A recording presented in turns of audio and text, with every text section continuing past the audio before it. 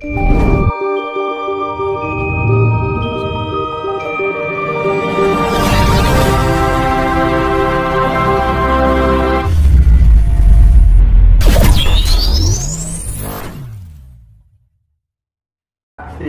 Piningit itu berhubungan dengan alam semesta, tidak ada hubungannya dengan Presiden Republik Indonesia. Ya, itu yang namanya Satrio Piningit itu pelaku keadilan semesta. Jadi ketika keadilan di muka bumi ini sudah tidak bisa ditata oleh sosok manusia, maka alam semesta itu melakukan satu pengadilan tersendiri, itu disifatkan pada sosok Satrio Piningit, Ratu Adil. Jadi hubungannya itu bukan Nusantara, Satrio Piningit jagat ini, Mas. Jadi tidak hanya untuk Indonesia saja. Nanti masuk akal. Nah, nanti keadilan di bumi ini akan digerakkan oleh alam semesta, tapi harus disifatkan pada sosok daging. Ya itulah yang disebut Satrio Piningit, dan itu tidak sendirian. Yaitu wujudnya tim. Satrio Piningit itu berarti bukan satu orang dong? Pemimpinnya satu. Pemimpinnya satu, tapi anak buahnya banyak. Nah, ini direstui oleh 3 golongan penghuni semesta ini. Keturunannya Azazil, keturunannya Ifrit, keturunannya para manusia. Dan mereka Satrio Piningit ini sudah terbebaskan dari godaan iblis. Iblis itu apa? Putus dengan Tuhan. Apalagi tergoda sama yang kelas-kelas bawah, setan itu udah. Jadi barangkali ada salah satu karakter atau sifat dasar yang dimiliki oleh Satrio Piningit. Selain dia Satrio, dia juga Pinanggito, dia juga Sinisian Wahyu. Artinya langkahnya itu dibimbing langsung oleh yang kuasa dan para leluhur. Iya, itu dia akan dibimbing oleh, ya bukan dibimbing ya, dia akan belajar dari tipikal para dewa, para dewi yang setiap hari hanya mengatur alam semesta. Itu dia akan dibimbing oleh istilahnya kelompok-kelompok jin, itu direstui ya, keturunan jin, keturunan manusia, di mana ketiga unsur makhluk yang menjadi penghuni alam semesta ini mereka bersepakat bagaimana menjadi atau istilahnya memunculkan satu kehidupan yang sinkron di dunia ini kayak gitu. Nah itu akan turun. Ya contohnya ya ini energi positif dan negatif di alam semesta ini sudah nggak seimbang, terlalu banyak yang negatif. Ini akan, mohon maaf, diratakan. Jadi yang positif dan negatif. Nah ini banyak korban nanti. Yang negatif itu nanti akan ditelan bumi atau istilahnya ditumbalnya atau istilahnya dipateni ya Mas. Nek seimbang ya sudah, Satrio Piningit naik lagi, nah besok turun lagi, seperti itu. Nah itu ada yang disebut dengan kiamat kubro sama kiamat sugro. Itu jadi mungkin nanti Satrio Piningit itu nanti turun, itu hanya mengurangi manusia yang katanya ini sepertiga.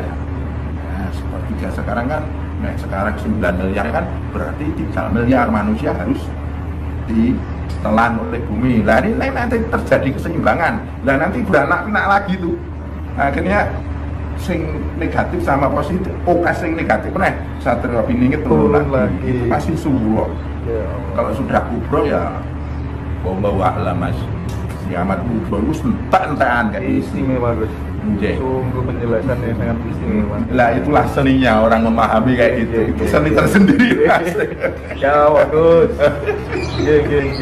Oke, Gus Taufik nih, pandangan Thorikot Sataria ketika Mbak Laila akan menikah dengan seseorang, terus kemudian tergagal perjodohan weton perjodohan yang memang orang Jawa tidak berani betul nih, kalau ketemu ini nggak berani betul.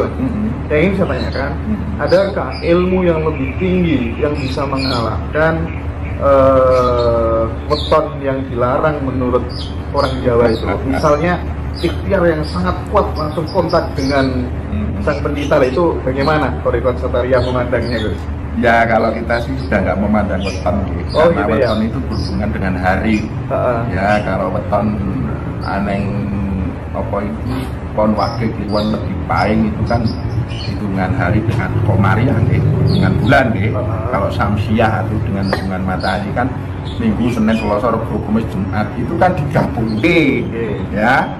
Nah, antara konsep matahari dan bulan itu digabungke akhirnya jadi weton pasarane piro. Itu sing gawe hitungan itu kan manusia toh Mas. Ya nggak bisa terus dipastikan itu pasti terjadi. Ya enggak, itu kewanen Mas. Terlalu berani kayak gitu. Lah itu bisa kita Kemajuan ya Gus. kemajuan. Misal gini, Kemijilen ya. misal gini Gus. Kamu gak mungkin bakal bisa jadi polisi kalau jatahin nang kono itu berarti gimana Gus? Kita harus mendekatkan kepada wujud, sifat, nur, dan alif, lam, ha atau Allah yang meliputi semesta alam ini, yang meliputi proses terjadinya siang dan malam. Siang dan malam itu kan patokan dasar weton, Mas. Hitungan dino itu kan dari rotasi bumi yang mengelilingi matahari itu, Mas. Nah kalau kita sudah dekat kepada Allah yang di luar sistem alam semesta ini, ya itu semuanya kan muluk, Mas. Lebur semua ya Gus? Lebur semuanya dengan satu kepasrahan, dengan satu keyakinan, Mas. Kayak lampu ini misalnya 20 watt, terus terkena pancaran matahari, lebur yang lampunya itu. Iya, seperti itu. Ini kalau malam itu terang benderang, Mas. Iya. Tapi kalau kena matahari ini tidak ada sinarnya. Begitu juga dengan hitungan-hitungan kayak gitu. Jadi ternyata bisa Tariah menemukan ilmu lebih tinggi yang bisa mengalahkan ilmu weton tadi ya Gus ya. Mantap. Nggih. Itu hanya hitungan manusia, Mas. Nanti sampai lihatlah Cina, Eropa, nyatanya luar biasa kayak gitu. Mereka nggak ngurusi weton. Kenapa saya bertanya ini? Karena ada salah satu tetangga saya terus yang memang dulu dilarang betul ketika mau menikah, dilarang betul. Dikhawatirkan begini. Saya nggak tahu treatment si pelaku, si pasangan itu apa dan keluarganya saya nggak tahu. Tapi yang jelas sekarang saya lihat aman-aman saja, nggak ada problem apa-apa. Yang penting keyakinan. Ini kan tergantung dirinya, iya. Anak idadzani abdi Allah dalam persangkaan hambanya. Kalau sampai yakin dengan weton itu, ya terjadilah itu. Kalau enggak, ya enggak. Karena pikirannya mencipta. Jadi kadang ada ya orang yang datang ke sini mau minta apa itu, mesti saya lahir ini weton ini. Gue ngopos weton. Ngeten loh. Seperti itu. Kalau kita ya sudah semuanya asnalullah. Itu ada rahasia afal, asma, sifat, dat, wujud, sifat, nur, dat. Nanti akan berhubungan sir kodratullah, rahasia kodratnya Allah. Kalau sudah bisa menembus itu, tabrak mawon enggak apa-apa. Tapi jangan nantang. Ya, jadi, loh ini aku terus ingin membuktikan lah itu sudah kepanjingan nafsu, Mas. Ini sangat relevan dengan apa yang dialami oleh Cak Nun Ainun Najib itu ketika menikah dengan Bunda Novia Kolopaking. Secara hitungan Jawa itu Cak Nun itu kalah, yang mimpin justru yang istri. Tapi beliau melakukan sebuah lompatan spiritual yang sangat luar biasa. Ya ini harus tak kalahkan dengan aku selalu konten kepada Allah langsung supaya ini kemudian tidak terjadi. Dan ternyata betul bisa dikondisikan oleh dirinya sendiri. Jalan dengan yang panjenengan sampaikan gitu loh. Nah istri saya itu wetone setupain loh Mas. Waduh, dhuwur banget. Iya.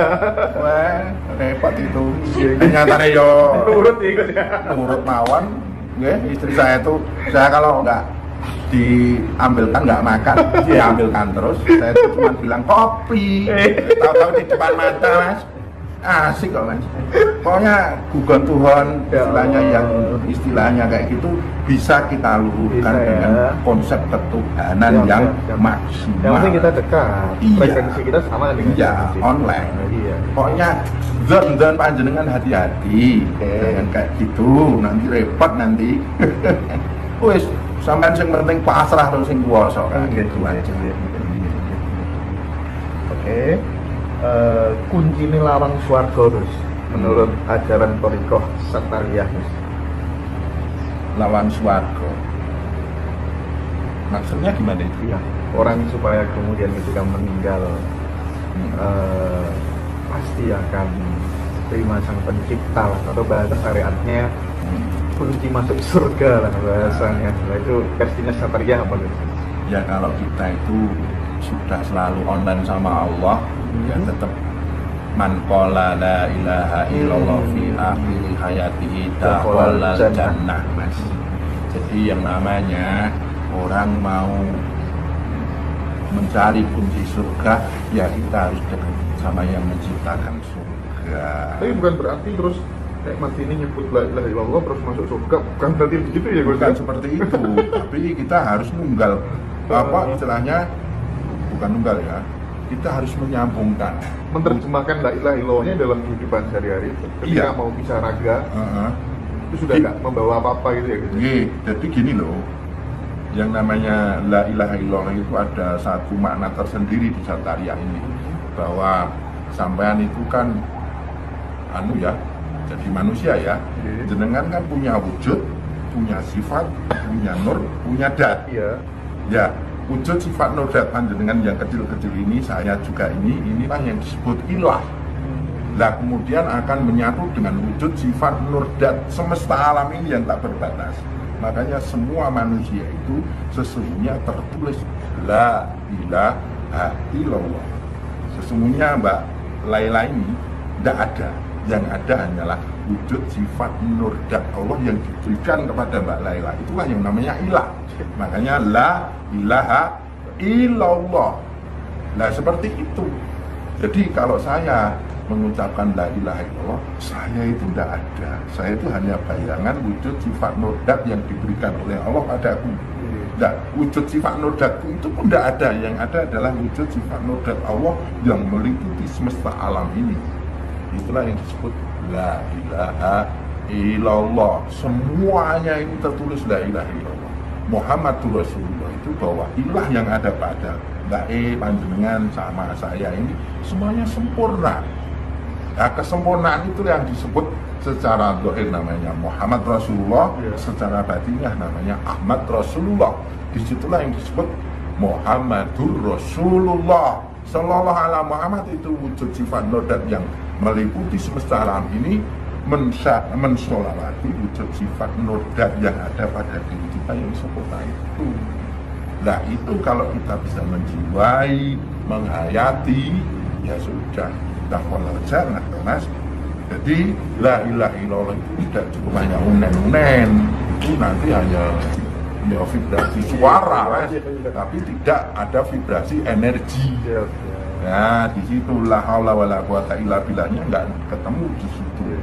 Jadi bisa dengan mengucapkan Allah bahwa wujudku ini akan kembali kepada wujudullah, sifatku kembali kepada sifatullah, nurku kembali kepada nurullah, datku atau adat dan hidupmu kembali ada kepada adat dan hidupnya Allah. Saya mengucapkan Allah plus kayak gitu. Nah, la ilaha illallah itu ya seperti yang saya terangkan tadi, kalau kita sudah bisa mengucapkan la ilaha illallah, ya sudah, dakhala jannah, masuk di surga kan kayak gitu. Pokoknya dulu guys, monggo kopi dulu guys. Tetap ngambil di Samsu guys. Monggo. Ini yang sudah bukaan. Oke, gitu. Itu dibuka lagi sudah nggak apa-apa.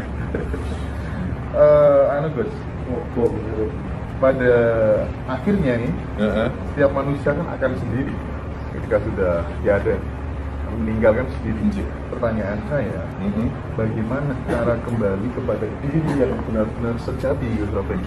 Makanya semua orang nanti mati dalam keadaan sendirian. Makanya hati-hatilah ketika engkau sendirian. Engkau itu akan mengambil teman enggak? Ketika engkau sendirian ya, mbaknya itu sendirian di rumah. Engkau berteman dengan siapa? Kadang orang kan ketika sendirian berteman dengan masalah-masalahnya, hayalan-hayalannya, kayak dewe tapi ruangan ini minta ampun. Nah, makanya ketika sendiri itu bagaimana dengan menciptakan satu hubungan pribadi antara dirimu dengan Tuhanmu. Seperti itu. Nah, itu nanti akan melatih jiwa panjenengan ketika sendirian ingin menata kematian, panjenengan akan bertemu Tuhan yang sudah engkau akrabi ketika engkau sendirian. Nah, kan ini Mbak Laila ya, sendiri di rumah, pikirannya so ngamjang-ngamjang nembi, kepinginan kae kan seperti itu. Makanya kalau kita sendiri itu harus putus semuanya, khayalan, bayangan, keinginan, kemauan, putus. Namanya wukuf, berhenti, engkau berangan-angan, berhenti, engkau berkeinginan, berkemauan supaya tidak ramai di situ, terus engkau menata hubungan pribadimu dengan Allah. 24 jam harus selalu online dengan Allah. Jadikan Allah sebagai ibu saat kita minta rezeki atau minta uang. Jadikan Allah sebagai teman saat teman kita ada masalah, ya rasan-rasan dengan Allah. Jadikan Allah sebagai kekasih saat kita menyembahnya, supaya selalu muncul kerinduan di dalam dada. Apa seperti itu? Ya, kalau ketika kita sendiri itu sudah menciptakan hubungan pribadi dengan Allah, maka ketika kita hidup bermasyarakat dalam semesta pribadi, punya keinginan, punya kemauan, punya tujuan dan angan-angan itu, ya hubungan pribadi itu kita buat saku, Mas. Bosan. Ya Allah, nah kita kan sudah akrab. Iya. Kalau sudah akrab kan kita deket.